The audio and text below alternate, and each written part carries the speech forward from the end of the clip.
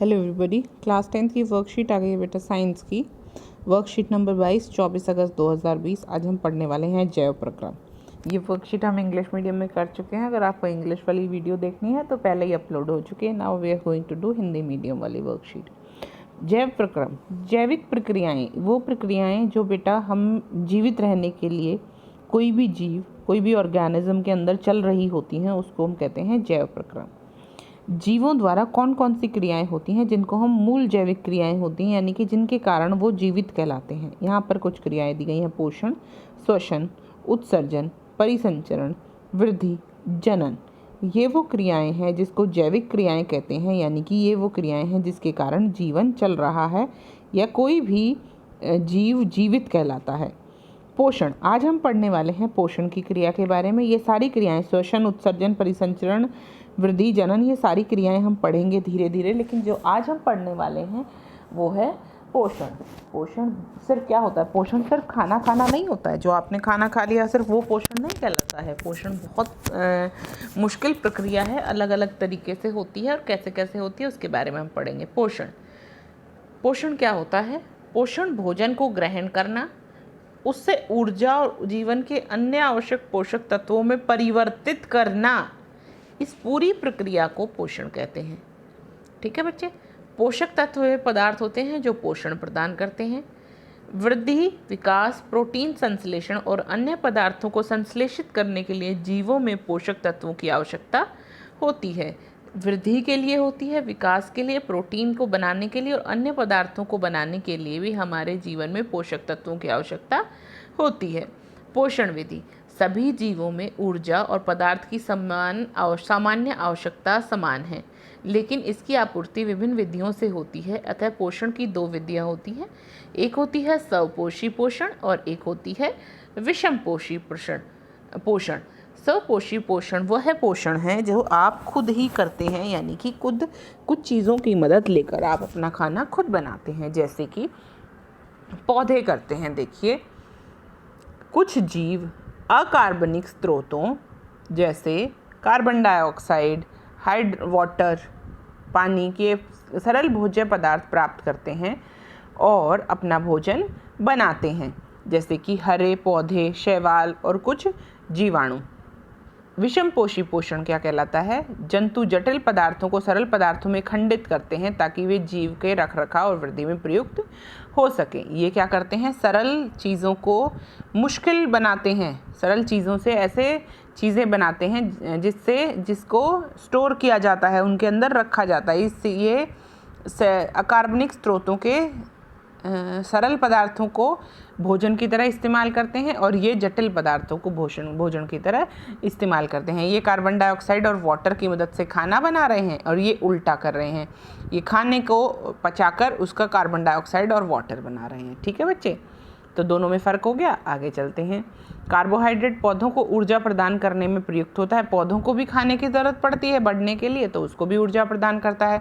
जो कार्बोहाइड्रेट तुरंत प्रयुक्त नहीं होता वह मांड या स्टार्च के रूप में संचित किया जाता है। प्रकाश संश्लेषण वह प्रक्रिया जिसमें स्वपोषी सूर्य के प्रकाश, क्लोरोफिल की उपस्थिति में कार्बन डाइऑक्साइड वायु से और जल से मिट्टी से जल प्राप्त करके कार्बोहाइड्रेट बनाते हैं, उसको कहते हैं, उस प्रक्रिया को हम कहते हैं प्रकाश संश्लेषण।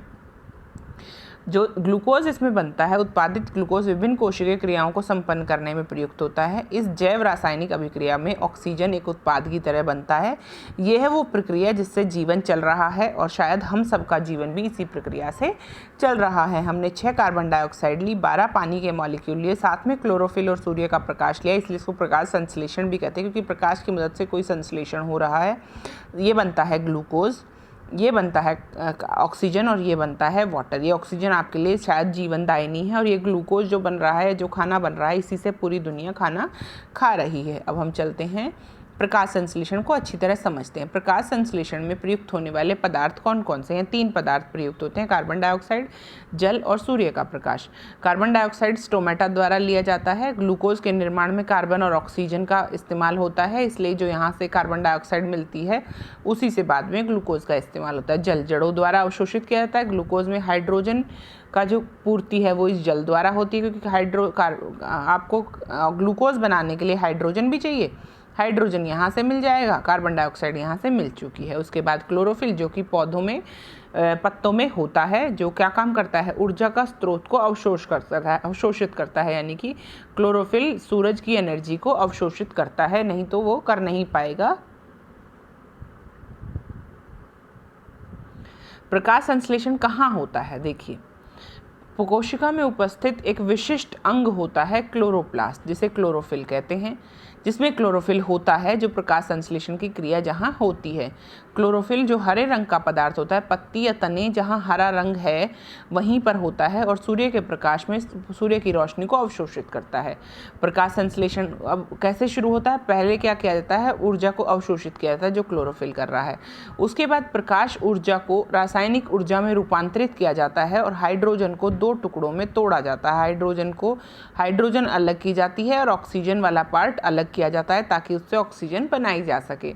उसके बाद तीसरा स्टेप होता है, तीसरा चरण होता है कार्बन डाइऑक्साइड को कार्बोहाइड्रेट या ग्लूकोज में बदलना। ठीक है बच्चे, यह आवश्यक नहीं है कि ये चरण एक दूसरे के बाद लगातार होते रहें, ये प्रक्रिया लगातार होती रही। जैसे कि मरुदिद्ध पौधे, यानी कि जो मरुस्थल में पाए जाने वाले पौधे हैं, वो रात में कार्बन डाइऑक्साइड ले लेते हैं क्योंकि दिन में वो स्टोमेटा बंद रखते हैं, वो छिद्र पत्तियों में जो छिद्र है उसको बंद रखते हैं ताकि उनका पानी ना उड़ जाए, और फिर वे मध्यस्थ उत्पाद बनाते हैं, फिर दिन में क्लोरोफिल से अंतिम उत्पाद बना लेते हैं। अब हमें करने हैं एक्सरसाइज बहुत ही आसान है।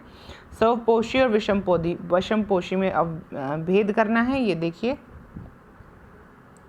ये आप ऐसे कैसे लिख देंगे। ठीक है बच्चे, ये है पहले प्रश्न का उत्तर। अगला प्रश्न कहता है, उस प्रक्रिया की व्याख्या कीजिए जिसके द्वारा स्वपोषी अपना भोजन बनाते हैं। ये आपको लिखना है पूरा, यहाँ से और यहाँ तक आपको पूरा लिखना है बच्चे ये। ठीक है, क्योंकि उन्होंने ये कहा है रासायनिक समीकरण भी लिखिए, तो रासायनिक समीकरण ये रही। ठीक है बच्चे, अगला क्वेश्चन चलें। अगला क्वेश्चन, प्रकाश संश्लेषण के लिए उपयुक्त पदार्थ कौन कौन से हैं। ये देखिए, ये रहे पदार्थ,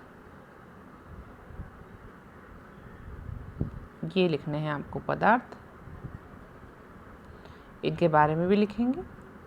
ठीक है बच्चे, नेक्स्ट क्वेश्चन कहता है, प्रकाश संश्लेषण कहाँ होता है। ये रहा प्रकाश संश्लेषण का स्थान। अगला आपसे पूछा जाएगा प्रकाश संश्लेषण के चरण क्या है। ये रहे चरण, नीचे तक लिख देंगे। ठीक है बच्चे, क्लियर है। यानी कि पूरी वर्कशीट को आपको अपनी कॉपी में उतारना है। आप उतार लीजिए आराम से और वर्कशीट को पूरा करिए। कहीं कोई डाउट हो तो पूछिएगा। मिलते हैं अगली वर्कशीट में। बाय बाय बच्चों।